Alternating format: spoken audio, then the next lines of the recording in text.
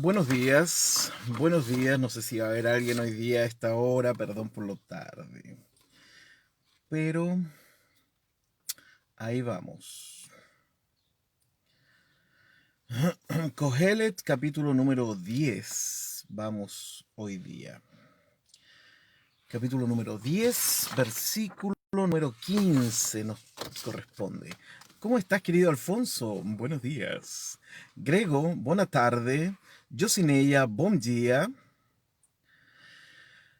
Jonathan González, buenos días, buenas tardes diríamos para este profesor que llega media hora tarde a hacer su clase. ¿Cómo estás, Antonia? Ahí está saludando a los compañeros, al profesor. Eh, Vamos a ver qué nos depara para hoy día Kohelet. Hoy día vamos a trabajar 15, 16, 17, lo que significa que mañana deberíamos estar finalizando el capítulo número 10. ¿Quién más saludó? Carla Orellana, buenos días. Elizabeth, buenos días también. Buenos días, buenos días. Ah, Alfonso, yo venía atrasado y descubrí que llegaría a la hora. Maravilloso, ¿no? Patricio Campo, buenos días. Qué bien, están. Miren, no puedo mandar el enlace al grupo porque otra vez estoy sin computador. Porque hoy día a mi hijo pequeño le toca ocupar mi computador. Es que como tuvimos que correr la hora, se desbarajustó todo. Así que se tuvo que quedar él con mi computador para tomar sus clases en el día de hoy. Buenos días, Ernesto Estrada. Qué gusto que ya estén llegando a la sala. Vayan tomando asiento ahí en los lugares habilitados, en los locales de votación habilitados. Así que llegué corriendo, pero me preparé un rico, rico té. O sea, el primer té me lo preparó mi señora. Este segundo me lo preparé yo porque si no después me va a reclamar. Vamos a ver cómo andamos a esta hora hoy día con la clase. Profe, yo se lo puedo compartir y usted luego lo envía al grupo. Es que tengo solo el celular. Eh, a ver, déjeme, en total quedan 5 minutos, ¿no? Ya déjeme ver si puedo hacerlo. Yo no sé si puedo. No, creo que no.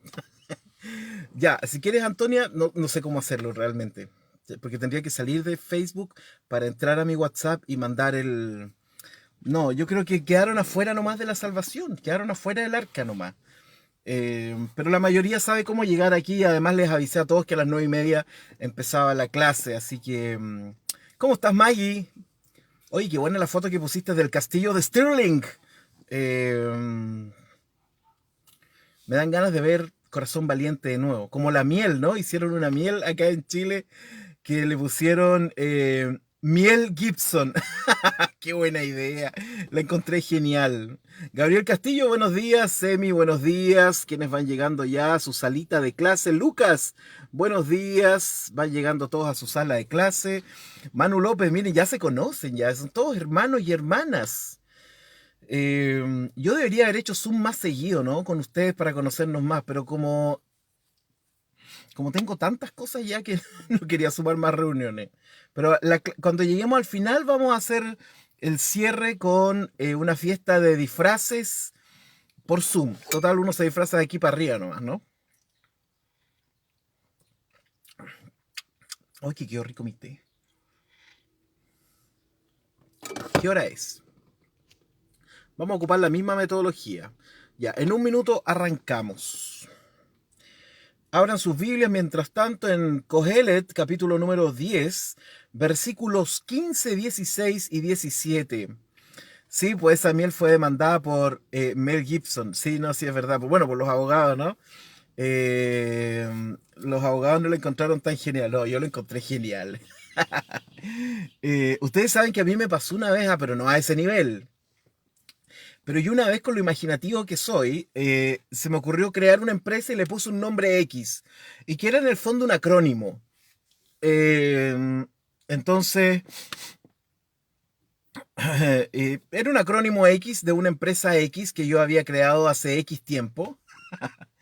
Entonces, todo bien, registré el nombre en nick.cl, etcétera, etcétera, etcétera.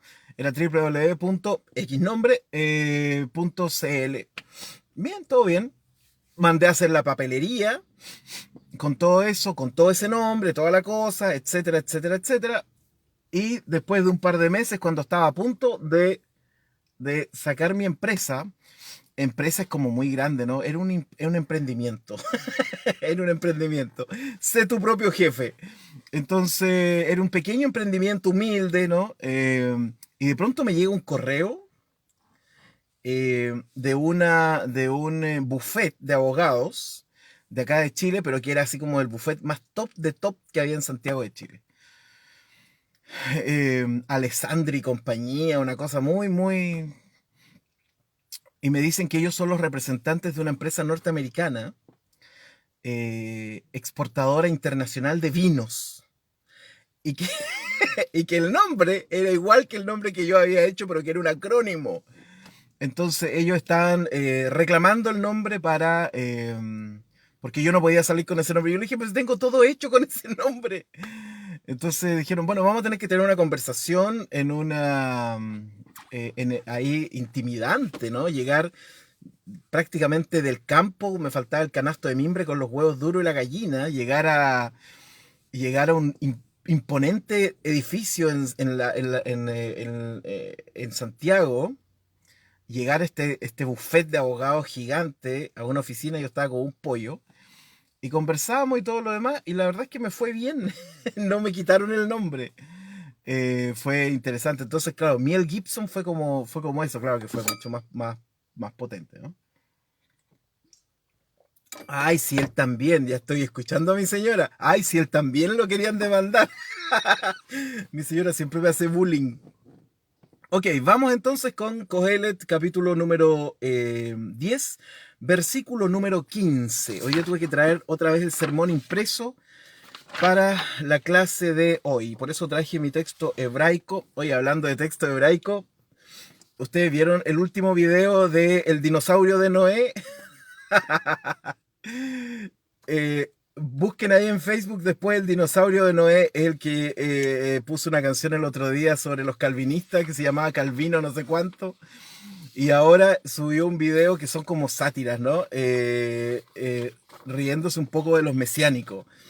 Y qué chistoso, me reí muchísimo. Ahora no sé si quiero decir palabras en hebreo, así que, porque el dinosaurio de Noé me, me dejó en un estado de shock que no sé si quiero pronunciar más nombres en hebreo o no. Bueno, vamos a la clase entonces. Versículo número 15. Seguimos hablando del tema de los necios. Acá dice que el trabajo de los necios los fatiga porque no saben por dónde ir a la ciudad. Um, Alfonso dice, un colega de Brasil recibió una carta del Ministerio de Defensa de Estados Unidos explicándole que su tema de investigación era considerado de estrategia militar para USA y le recomendaban cambiar de tema. Wow, eso estuvo potente. Yosineya colocó la NTLH. Dice, solo un hombre muy necio, tan necio que ni siquiera puede encontrar el camino a casa, está exhausto de tanto trabajo. Qué buena traducción. Qué linda traducción. Bueno, vamos a analizar un poco este texto. Yo traduje literalmente así. La labor de los necios es un esfuerzo para ellos. Quise recalcar el tema de que es para ellos, ¿no? Porque no conoce el camino hacia la ciudad. Como siempre, estos versículos uno les puede sacar harta carnecita al hueso porque son realmente bellos, ¿no? La primera parte del texto hebraico, pucha que no me escuche el dinosaurio de Noé, ya no sé cómo decirlo, dice Amal Haksilim, Halam Haksilim Tagagenu, ¿no? Suena como japonés, Tagagenu. Eh, eh, Teyagenu. Entonces, el trabajo de los xil, ¿no? De los necios. Vamos a hacer un paréntesis acerca de esto en un minuto más, si me permiten. Pucha, José Luis está pidiendo el enlace y no se lo puedo enviar. Está tocando la puerta del arca y no le puedo abrir. Tararán. No sé si llegó Ruth, su prima, para que le envíe el enlace. No puedo hacer nada. Ahí está rajuñando el vidrio del arca y yo le digo, no puedo hacer nada, no puedo hacer nada. Ya se cerraron las puertas. El trabajo de los necios es su propia fatiga. Esto es como se podría traducir. La segunda parte es súper interesante. Dice, Asher lo yada, la lejet el ir. Lo que significa que no supo o no conoció la lejet, el camino de, es como el camino hacia, ¿no?, la ciudad. Entonces, ahora esto es supremamente interesante. Lo primero que llama la atención de este texto, y lo primero que a mí me llamó la atención, porque pensé que había cometido un error, salió así como WhatsApp, pensé que había cometido un error, es que la palabra necio tiene como dos formas de ser escritas en hebreo. Estoy pensando en el dinosaurio de Noé. Una es xil, o quesil, digamos, que significa necio, y la otra es sahal. Lo interesante de esto es que son las mismas consonantes puestas en orden distinto. ¿Se acuerdan que ayer hablamos acerca de esto, no? Son las mismas consonantes puestas en orden distinto. Bueno, excepto que Sil tiene una iot, una letra extra, pero las otras son todas iguales. Entonces, esto es súper interesante porque es como que, y ambas se traducen como necio, tonto, fatuo, etcétera, como lo hemos traducido a lo largo de este curso.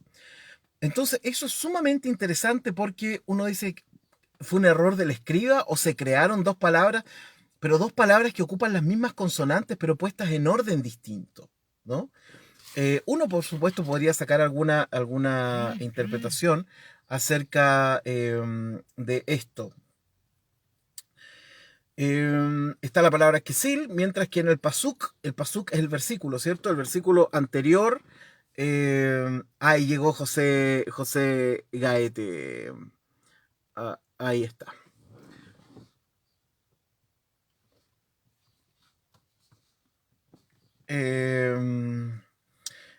Pasuk es versículo y la otra palabra entonces es sahal. Ambas palabras usan la misma raíz de tres consonantes, pero con un orden diferente. Y casi como, y esto ya es una interpretación, ¿no? Como si nos dijeran que en el fondo el necio, no importa cómo se escriba, va a ser necio igual. Eso podría ser una alternativa. Si tratamos de llevar esto al plano aún más místico, debemos recordar que las palabras son la esencia de las cosas. En el mundo hebreo las palabras son la esencia de las cosas, ¿no?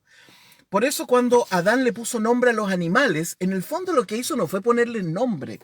Lo que hizo Adán fue crear la esencia de cada animal, ¿no? Porque cuando tú le colocas nombre a algo, en el mundo del Antiguo Testamento o en el mundo judaico en general, cuando tú le colocas nombre a algo, entonces lo que estás haciendo es que estás, por un lado, creando su esencia o, en segundo lugar, manipulando su esencia. Por eso es tan importante el tema de los nombres y los nombres de Dios, por ejemplo. Porque es la esencia y por eso Dios no da su nombre, ¿no? Porque es su esencia lo que está en juego. Y por lo tanto Dios no da su nombre porque eventualmente alguien podría manipular esa esencia de Dios y hacer que Dios trabaje a su favor. Usted dirá, pero ¿cómo? Sí, así funciona la mística. Hay ciertos elementos de la mística en donde si tú conoces la esencia del otro y por lo tanto puedes manipular su nombre, de alguna forma entonces pues, es la alquimia, ¿no? A esto se le puede llamar la alquimia del alma, ¿no? Transmutar de una cosa a otra porque tienes el poder sobre la palabra. De ahí que en el mundo de la Biblia la palabra es tan importante. Quiero leer la traducción que colocó Emi de la traducción de Lutero. El trabajo de los necios se les hará penoso porque no saben ir a la ciudad. Buena traducción. Danke, Emi. Entonces, estas cosas, por ejemplo, que la palabra necio se escriba con las mismas consonantes pero con orden distinto, a uno le tienen que llamar la atención. Por eso que nosotros no leemos el texto paragráficamente, sino que leemos otióticamente, ¿no? Otiot quiere decir letra, letra por letra. De ahí que es tan importante que cuando estudiamos la Biblia no se nos pueden ir los detalles. Ahora, no se nos van los detalles por una razón muy sencilla. Porque hemos sido enseñados a leer en párrafos. ¿Se acuerdan que lo hemos dicho en otros momentos, no? Nos enseñan a leer en párrafo, entonces leemos el párrafo. Ah, ya me conozco esa historia. Leemos el párrafo, me conozco esa historia. La Gran Comisión, me conozco esa historia. El hijo pródigo, me conozco la historia. La mujer adúltera, me conozco la historia. Y por lo tanto, como no, y esta idea de los párrafos ayudada malamente por los subtítulos, entonces evitan que nosotros leamos los detalles. Ahora, la lectura mística de un texto implica leer el detalle. Toda persona que sabe detenerse frente a cualquier temática es un meditador en potencia. Cuando la Biblia dice medita en la palabra y medita en su palabra de día y de noche, el Salmo 1, ¿cierto? Lo que quiere decir es que el estudiante de la Biblia debe tener la capacidad de detenerse, no de avanzar, de detenerse. Porque es en la detención donde encontramos los detalles del texto. Muchísimo más, por supuesto, si sabes las lenguas bíblicas. Muchísimo más si sabes hebreo, por ejemplo. Porque el griego no es una lengua que está asociada a lo místico, sino que el griego está asociado a lo técnico. El hebreo está asociado a lo místico, ¿no? Y por eso el hebreo nos permite todo esto. Miren, les voy a dar un ejemplo. En la historia de Caín y Abel, siempre la gente se pregunta por qué Dios prefiere la ofrenda de uno y no la ofrenda de otro, ¿cierto? Bueno, en el texto en español no es posible reproducir lo que aparece en el texto hebreo. En el texto hebreo dice literalmente que Abel, esto lo voy a parafrasear porque no tengo el Génesis aquí, lo voy a parafrasear. Lo que dice Abel es que Abel llevó su ofrenda y después hay una pequeña frase en hebreo que dice Gam Hu. Ese Gam Hu significa también él. Por supuesto, llegó Otto a acompañar la clase como siempre. Eso es parte de la sintaxis hebrea y por lo tanto en español no es posible reproducir esto, ¿no? Y por lo tanto el traductor al español simplemente tiene que poner que Abel llevó su ofrenda. Sin embargo, si yo leo el texto hebreo, yo me detengo justamente en ese Gamhu, que significa también él. Entonces yo digo, bueno, pero Abel llevó su ofrenda, pero y después dice Gamhu, también él. Bueno, entonces los rabinos lo que hacen es decir que ese Gamhu significa que él también se llevó como ofrenda. Abel lleva su ofrenda, Gamhu, y también él. Entonces esa sería una respuesta de por qué Dios prefiere la ofrenda de Abel y no la ofrenda de Caín. Porque Caín solo presenta su ofrenda, Abel presenta su ofrenda y se presenta a sí mismo como ofrenda. A eso me refiero cuando nos tenemos que detener en el texto. Por supuesto, el texto hebraico tiene una riqueza semántica, mística y espiritual tremenda. Pero en español también lo podemos hacer, ¿ya? En español también nos podemos detener, comparar versiones bíblicas y hacernos preguntas sobre por qué dice esto, ¿no? ¿Y por qué dice, por ejemplo, en el sermón de ayer, de antes de ayer, el domingo, hablé sobre la multiplicación de los panes y los peces. Y el texto de Marcos dice que se multiplicaron, habían 4.000 personas, quedaron todos satisfechos, se recogieron 7 canastas llenas de comida, bla, bla, bla. En eso Jesús después, inmediatamente en los versículos posteriores, dice que discute con los fariseos que lo querían hacer caer y ellos le piden una señal. Y Jesús dice, no les voy a dar una señal, no hay señal para ustedes, no, no. Venía de hacer un tremendo milagro y ahora dice que no va a haber una señal. Bueno, esas son preguntas, por supuesto, que uno puede hacer respecto del texto. Cuando nos podemos sacudir la forma paragráfica de leer la Biblia, entonces vamos a ir encontrando un millón de detalles que están puestos ahí, pero que hemos pasado por alto porque no nos han enseñado a leer la Biblia así. He ahí la importancia. Ahora, no es necesario saber hebreo para hacer esto, porque hay personas que saben hebreo y leen en párrafos igual, da lo mismo. Lo único que hay que saber hacer es saber detenerse. ¿Se acuerdan que hace tiempo yo les dije que las aptitudes para poder acercarse con una lectura profunda al texto bíblico no son aptitudes que se aprenden en un seminario? Las, vamos a decir, las tres aptitudes que se necesitan para hacer un estudio profundo de las escrituras, cuatro cosas vamos a decir. Es primero tener algún diccionario, alguna información. Todo está en internet. Si usted quiere hacer la exégesis, está todo en internet, ¿no? Están las tesis doctorales, los libros, todo. Legal, ilegal, ahí ve usted. Está todo en internet, ¿no? Por lo tanto, ese es el primer paso. Segundo paso, saber detenerse frente al texto, meditar el texto, mirarlo, hacerse preguntas. Bueno, hacerse preguntas sería lo tercero, ¿no? Que va unido a lo segundo. Detenernos significa, en algún sentido, hacernos preguntas frente al texto. Y cuarto es no tener miedo de lo que vayamos a encontrar o de las conclusiones que vamos a tener. ¿Mm? Esos son cuatro, y fíjense, de estos cuatro elementos, tres los tienes tú. Y el cuarto lo puedes buscar en Google. O sea, de los cuatro elementos que tú necesitas para profundizar en el texto bíblico, tres ya vienen contigo. Saber detenerte, tienes que saber hacerlo, ¿no? Saber hacerle preguntas al texto y no tener miedo. Esas tres cosas ya vienen contigo o eventualmente las puedes cultivar. La cuarta, que es la información dura, ¿no? Eso lo puedes buscar, puedes pedir, puedes comprar libros, etcétera, puedes descargarte biblioteca entera, ¿no? Lo cuarto, pero para mí usualmente lo cuarto es lo menos importante, ¿no? Para mí, ¿no? Para mí lo importante es tener una relación con Dios a través de ese texto, ¿no? Eso es lo más importante. Bueno, sigamos. Miren, todo esto a raíz de que necio se dice de dos formas o se escribe con letras intercambiadas. También la primera parte de este pasuk, cuando dice el trabajo de los necios los fatiga, nos da a entender que no importa lo que el necio haga, todo será un esfuerzo para él. ¿Pero por qué? ¿Por qué será un esfuerzo? Porque hace cosas necias, ¿no? Y tiene que hacerlas de nuevo. Como dice el dicho, el tonto trabaja dos veces, ¿no? O el flojo trabaja dos veces, no me acuerdo.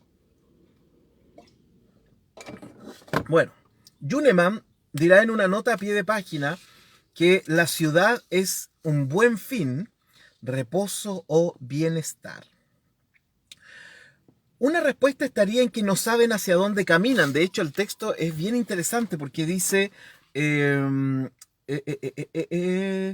dice, Asher lo yada la lejet el ir, que no saben el camino hacia la ciudad. Eso sería súper literal, que no saben el camino hacia la ciudad. Profe, ¿cuál diccionario nos recomienda? Buena pregunta. Depende si estamos hablando en español o en... Mira, hay un diccionario que yo recomiendo muchísimo, pero depende del trabajo, para que uno lo quiera, ¿no? Si uno quiere un diccionario hebraico, bueno, Luis Alonso Schockel. Ahora, todos los diccionarios en hebreo son buenos. Luis Alonso Schockel y su mega diccionario... el flojo, no era el tonto. Ya, pero me corregí sobre la marcha. El gran diccionario de Luis Alonso Schockel, de Editorial Trota, es lo mejor. Pero si uno quiere conocer el análisis del origen epistemológico, semántico de las palabras, y no solo su relación en la Biblia, hay un diccionario buenísimo que yo recomiendo, que está en 2 tomos, está en español y es de Ediciones Cristiandad. Ese diccionario se llama Diccionario Manual del Antiguo, algo así, Diccionario Manual del Antiguo Testamento de Jenny Westermann. Son 2 tomos que valen como $50 cada uno, para que tengan una idea. En Chile están o se pueden pedir.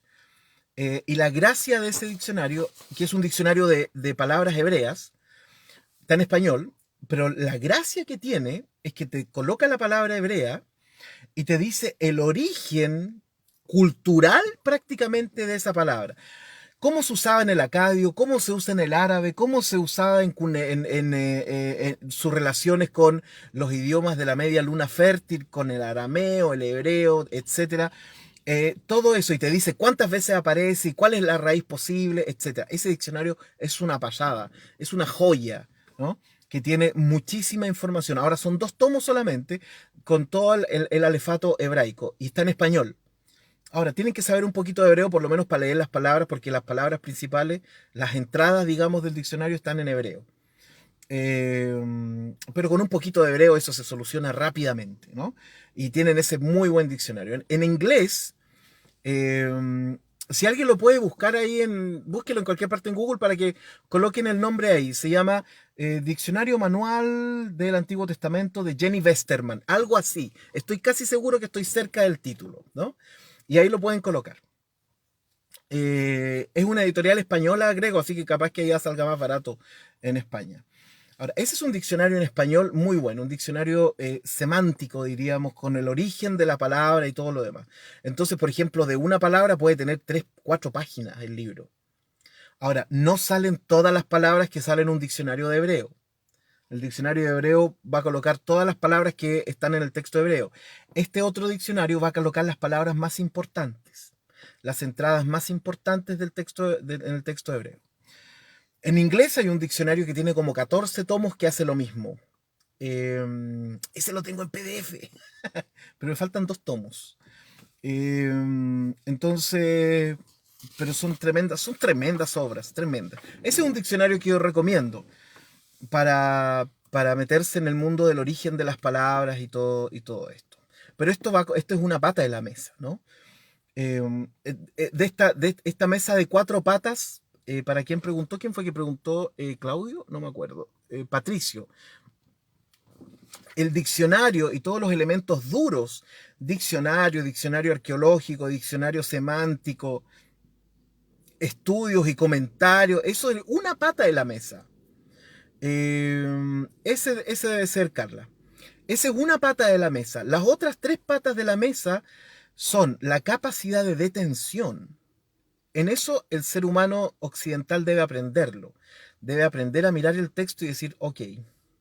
Incluso es un ejercicio de respiración, ¿cierto? Vemos el texto, vemos qué nos ocurre con el texto, algo de lectio divina, ¿no? ¿Qué me pasa con el texto? ¿Qué contradicciones, qué contrariedades, qué me provoca el texto, ¿no? Etcétera. Entonces, una pata de la mesa es el elemento duro, la exégesis que podríamos decir. La otra parte es la capacidad de detención, casi meditar sobre el texto. La tercera parte es la pregunta que yo le hago al texto. Y la cuarta parte, o quizás todo esto acompañado de el no tener miedo, ¿no? Dios nos dio un cerebro para poder usarlo, ¿no? Y bueno, y la metáfora del jardín del Edén es que comimos del árbol del conocimiento. Así que nada que hacer, viene con nosotros.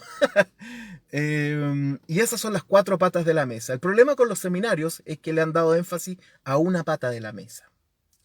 Bueno, ese es el diccionario, querido Alfonso, tal cual, tal cual. Diccionario Manual del Antiguo Testamento, Jenny Westerman. Y es ese mismo, le había chuntado al nombre. Es un muy buen diccionario, son 2 tomos, un lujo.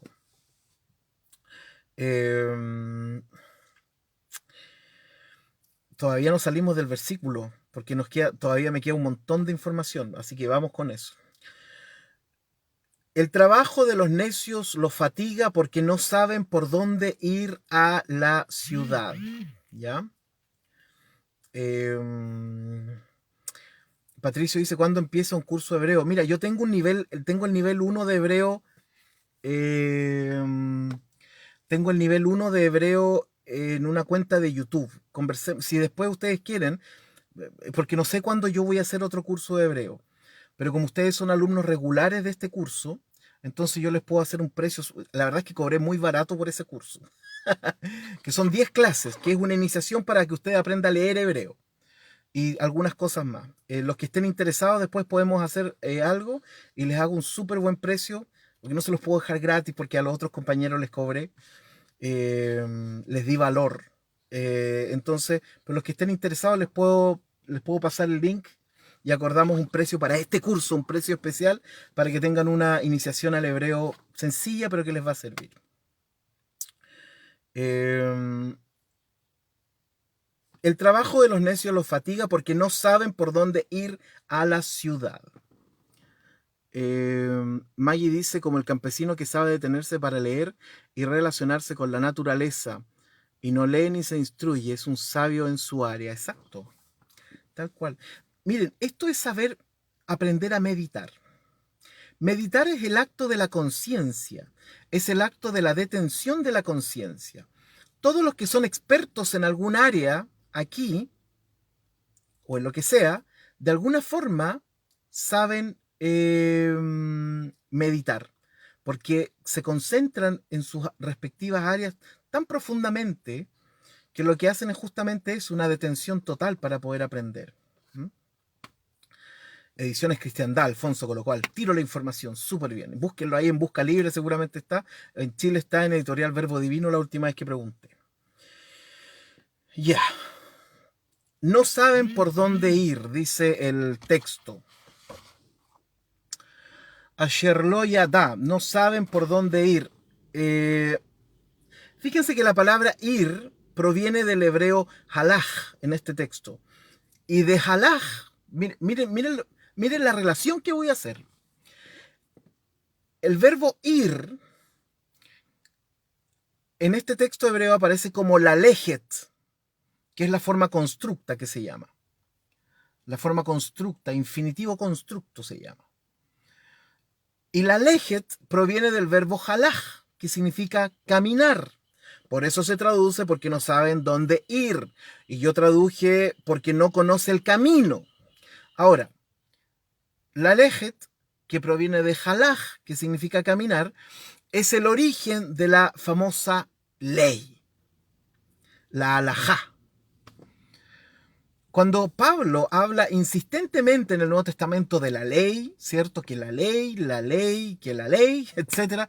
Bueno, usualmente se refiere a la halajá, es decir, a los muchos mitzvot y mandamientos que tiene el judaísmo que tiene que cumplir, ¿cierto? Por ser judío, digamos. No sé si hay un para, pero es un por ser judío. Entonces, es sumamente interesante que aquí el necio no conoce la halajá. Esa sería una interpretación, ¿no? El necio no conoce la halajá, no conoce el camino, no conoce la ley, no conoce los mandamientos, ¿no? Por eso su esfuerzo en otras cosas lo fatiga porque se esfuerzan para nada, se esfuerzan circularmente, pero no conoce la ley, no conoce la halajá, no conoce el halaj, no conoce la lejet, no conoce el camino, ¿no?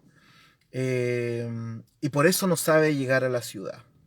No se somete a la ley y al camino, por eso no sabe a dónde ir. El comentario ortodoxo, entre sus varias interpretaciones, nos muestra dos formas de acercarnos a este texto. Primero, la persona por tratar de entender al necio se cansará pronto, porque las palabras de aquel no tienen ningún sentido.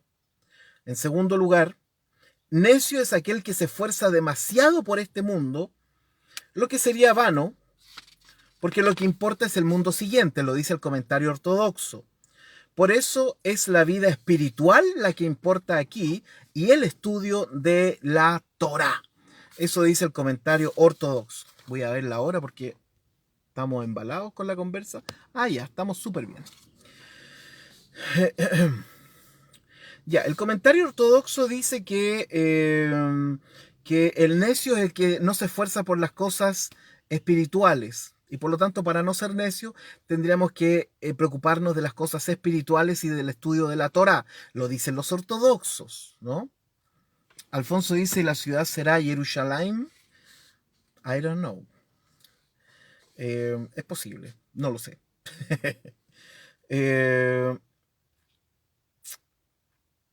ahora yo hago una pregunta. ¿Por qué la ortodoxia de todas las religiones monoteístas insisten en que hay que estudiar los libros sagrados?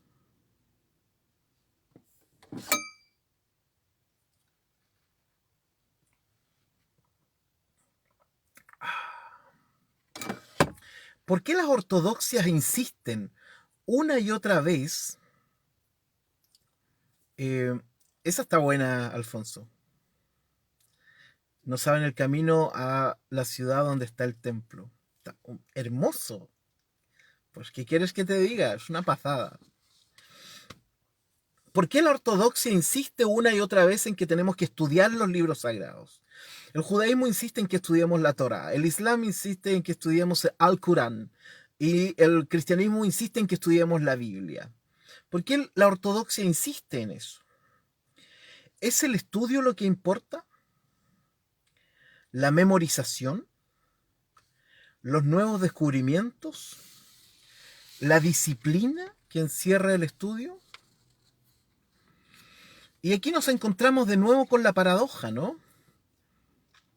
La paradoja de la invitación al estudio de la Biblia es que crea justamente los cuestionamientos hacia sus doctrinas.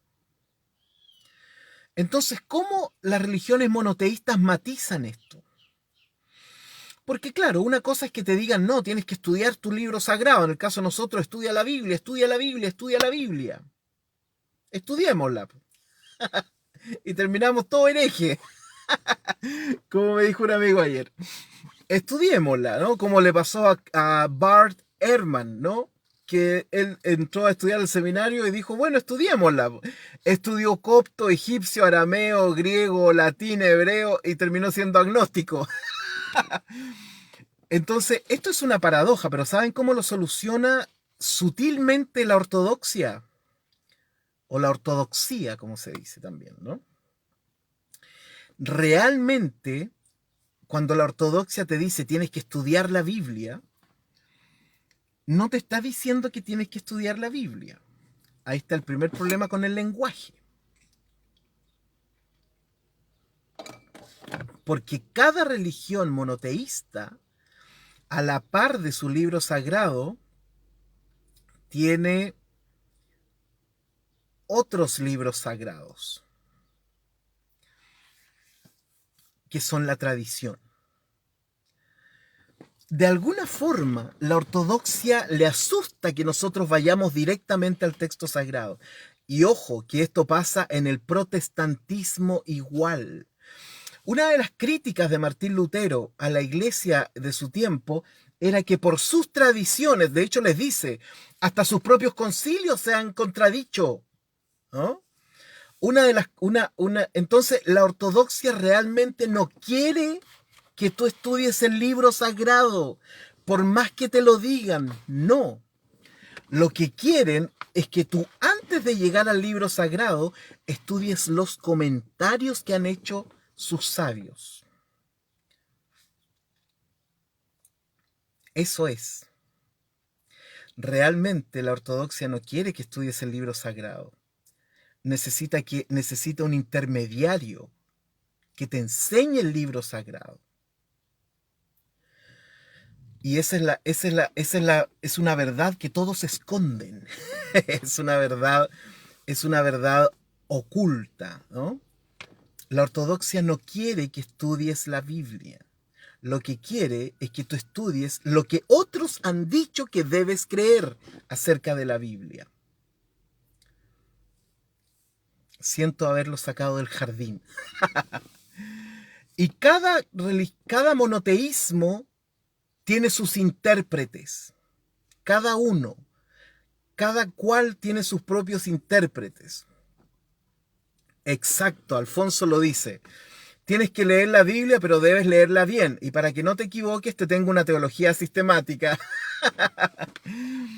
Entonces, no nos confundamos. La ortodoxia no le interesa que estudiemos la Biblia, porque si estudiamos la Biblia como texto, como narración, como literatura, nos transformamos en libre pensadores. Lo que la ortodoxia quiere es que tú estudies la Biblia a través de una teología sistemática, una confesión, ¿cierto? Etcétera. Y resulta que después se da la segunda paradoja, que a veces los textos intermediarios para poder llegar al texto sagrado terminan siendo más sagrados que el mismo texto sagrado. Por eso, anglicanos, calvinistas, presbiterianos, luteranos, cuando son muy ortodoxos, pueden llegar a suponer que sí puedes interpretar la Biblia, pero no la confesión. O sea, el intermediario, la narrativa intermediaria, se transforma en algo más sagrado que el mismo texto sagrado. Eso es súper importante. La ortodoxia no quiere que estudies el texto sagrado a secas. Necesita colocar un intermediario, una denominación, una confesión, una sistemática, un dogma, una doctrina, etc. ¿Por qué? Porque de esa forma te pueden controlar, para que no termines creyendo, porque lo que más teme la ortodoxia es que alguien termine creyendo cualquier cosa, ¿no? Entonces por eso te coloca vallas. No quiere que estudies la Biblia. No nos confundamos. Y ojo, que esto nos pasó a nosotros los protestantes. Siempre lo decimos, usualmente lo solemos decir de los católicos. Ay, si los católicos tienen su catecismo, que tienen sus tradiciones. Nosotros igual. Yo soy pastor luterano, ¿no? ¿Y qué es lo que tengo? La Confesión de Augsburgo, los tratados de Esmalcalda, etc. El Catecismo Menor de Martín Lutero. También tengo intermediarios antes de llegar al texto sagrado. Por eso, cuando una persona llega al texto puro y termina concluyendo otras cosas, todos lo miran raro. Porque la ortodoxia no quiere que lleguemos a la Biblia. Quiere que lleguemos al intermediario que nos va a decir lo que tenemos que leer acerca de la Biblia. Y la madurez cristiana consiste en lo que dice el Nuevo Testamento. Escudriñadlo todo y retened lo bueno. Eso es lo que hacemos aquí. Escudriñadlo todo.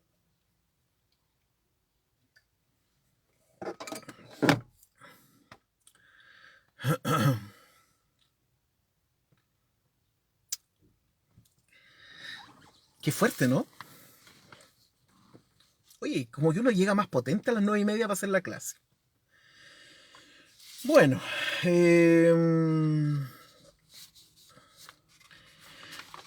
vamos al versículo 16, si no nos vamos a quedar pegados. Ay de ti, tierra, cuando tu rey es muchacho y tus príncipes banquetean de mañana. Yo sí podría colocar ahí la traducción, la NTLH, o la Bessie podría colocar la TLA, o la Ruth también, que coloca la TLA de repente. Ay de ti, tierra, cuando tu rey es muchacho y tus príncipes banquetean de mañana. Ahí está el número 16. Un país está en mal estado cuando sus gobernantes, engañados por la opinión de los demás, y cuando las autoridades comienzan a divertirse por la mañana. ¿Y esta traducción? ¡Ah, que apreté! Ay, sí. Se me habían desaparecido todos. Ya. Un país está en mal estado cuando su gobernador es engañado por la opinión de los demás y cuando las autoridades comienzan a divertirse por la mañana. Oye, qué interesante. ¿Y dónde está el muchacho? No está ahí, ya. La TLA dice, qué lástima da el país que tiene un rey incapaz y malos gobernantes que siempre están de fiesta. Escrito hace 2500 años atrás, es como leer el diario de hoy. Buenísimas traducciones. ¿Se fijaron que en ninguna de las dos traducciones aparece la palabra muchacho? Que en hebreo, que no me escucha el dinosaurio de Noé, dice, ¿dónde estoy? Este es el versículo 16. Me perdí. Creo que era la otra. Aquí está. Y eso significa ay. Aprendí una nueva palabra en hebreo, así como dice la Reina Valera. Ay de, bueno, en hebreo se dice y. No suena muy bien, ¿no? Ilach Eretz. Ay de ti, tierra. Eretz es tierra, ¿no? Ay de ti, tierra. Shemalkech. Shemalkech, cuando tu rey, tu melech, tu rey, Naar. Eso es un adolescente, casi niño. Eso es el Naar, ¿no? Ay de ti, tierra, cuando tu rey es un niño. Es un muchacho, literal, ¿no? Eso es literal, es joven. Y después dice, Besareich, y tus príncipes, proviene del hebreo zar, que es príncipe, Beboker, baboker, en la mañana, yohelu, comen.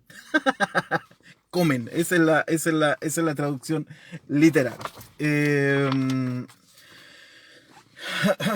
Fíjense que Yuneman dirá que en vez de tierra es una ciudad. Eso es interesante. ¿Por qué? Porque Yuneman traduce de la Septuaginta y Alfonso, para que Alfonso ocupe su Septuaginta, como yo uso la mía, que me regaló él, Alfonso sabe qué es lo que dice en griego ahí, ¿no? Ambos lo sabemos, ¿no? ¿Lo dices tú o lo digo yo? Por eso Yuneman ocupa la palabra ciudad, ¿no? Y no ocupa la palabra tierra, ¿no? Que aparece en el texto hebreo como tierra. La misma palabra que aparece al principio, creó Dios los cielos, Veharetz, y la tierra. Haaretz es lo mismo que aparece acá. Pero Yuneman dice ciudad. Rashi, el comentarista medieval, dirá que no tiene que ver con la edad. Alfonso tradujo inmediatamente. Hay de ti, oh ciudad, cuyo rey es joven y sus príncipes comen por la mañana, ¿no? Bueno, ciudad es polis, ¿no? Esa es la palabra griega. Y el rey es el basileus, ¿cierto? Y los príncipes son los arjontes, ¿no? Son los que regulan, ¿no? Los que ponen leyes también.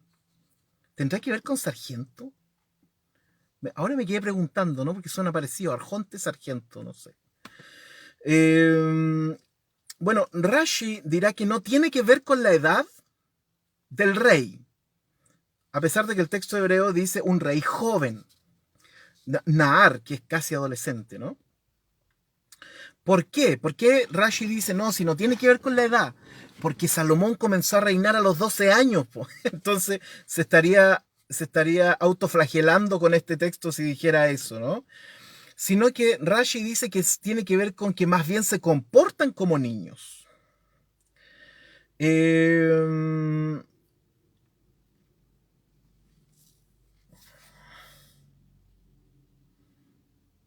Escribió un comentario, no sé qué quiere decir. Edu Beco dice, peor aún, cuando el rey es un senecto, pero actúa como niño. También es todo lo contrario. El comentario ortodoxo citando al Ralbag, el Ralbag son muchos nombres que se colocan a rabinos que tienen nombres largos y se les acortan los nombres.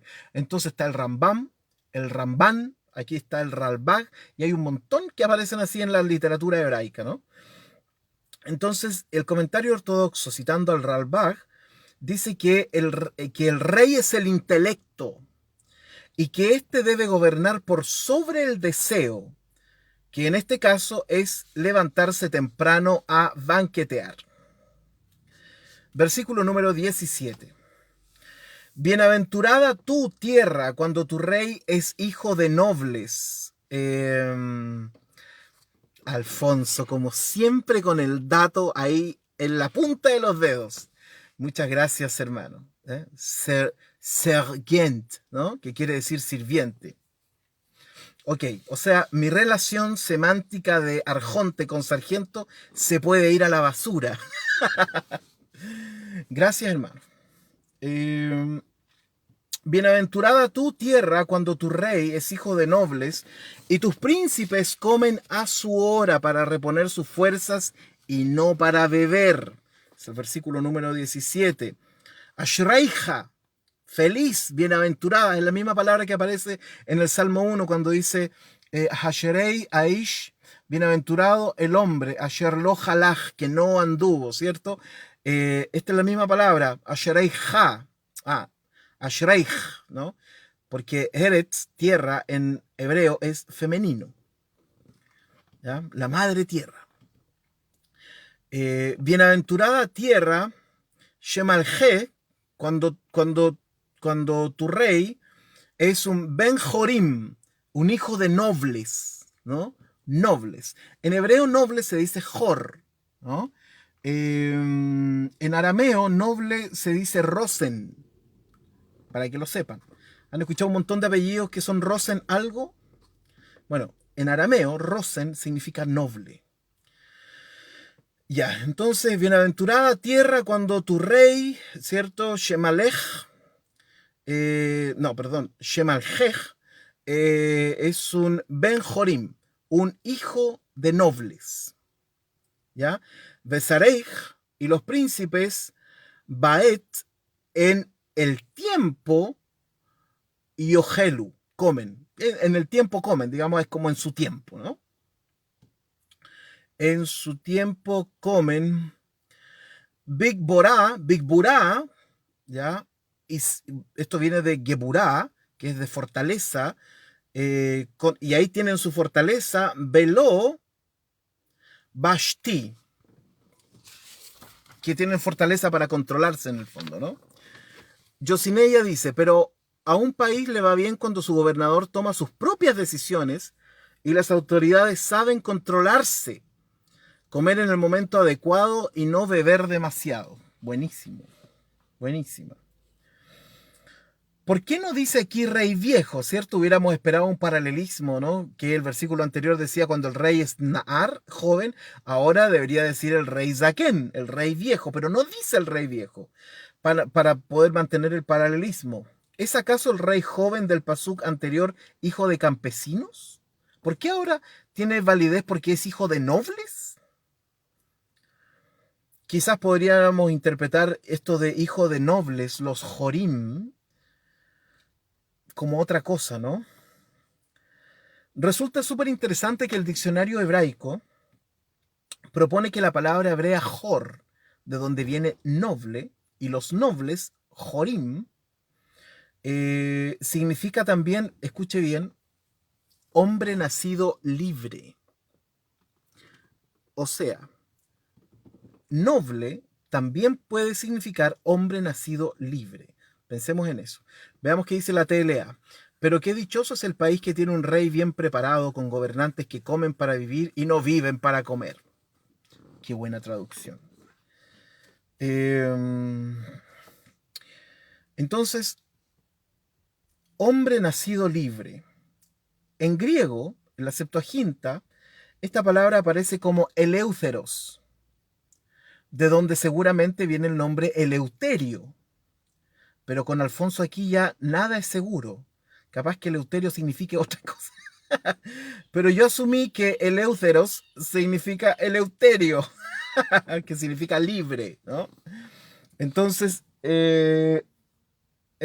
no dice necesariamente hijo de nobles, sino que se podría traducir como hijo de hombres libres.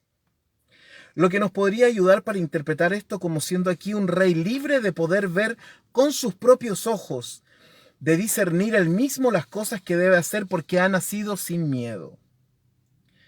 Literalmente después, y tus príncipes en el tiempo comen. Volvemos aquí a la importancia del del tiempo, ¿cierto?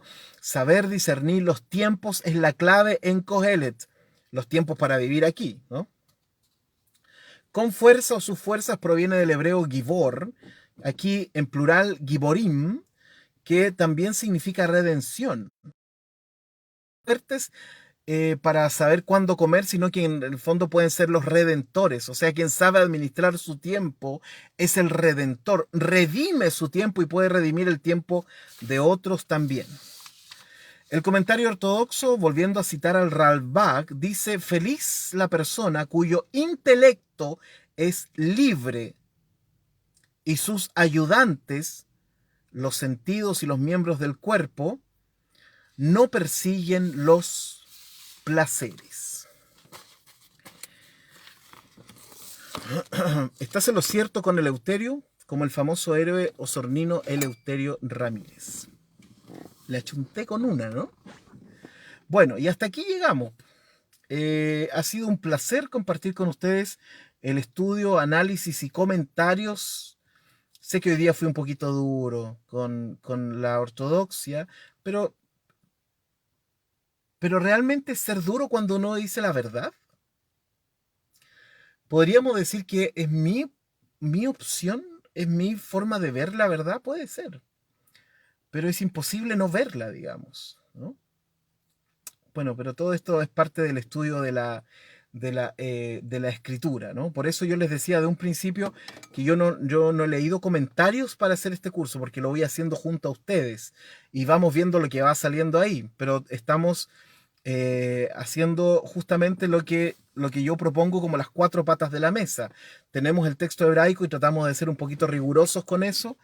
Nos detenemos en cada texto, hacemos preguntas al texto y analizamos el texto sin miedo, ¿no? Esa es para mí la mejor forma de acercarse a nuestros textos sagrados cuando nos queremos bypassear, ¿cierto? Los otros textos sagrados, los intermediarios sagrados que nos obligan a veces a pasar por ahí. Bueno, y eso sería. Que tengan una buena jornada, que tengan un buen día martes. Mañana, si Dios quiere, seguimos estudiando la Biblia y mañana terminaríamos con el capítulo número 10 de Kohelet, que corresponde entonces al versículo 18, 19 y 20. Y hasta ahí llegamos con el capítulo número 10. Y después nos quedan solo 2 capítulos cortitos para terminar el libro de Eclesiastés. Qué tremendo, ¿no? Qué tremendo.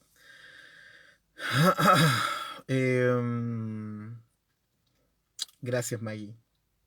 Que tengan una linda jornada. Disfruten, descansen, lean, si pueden, por supuesto. Trabajen, etcétera, etcétera, etcétera.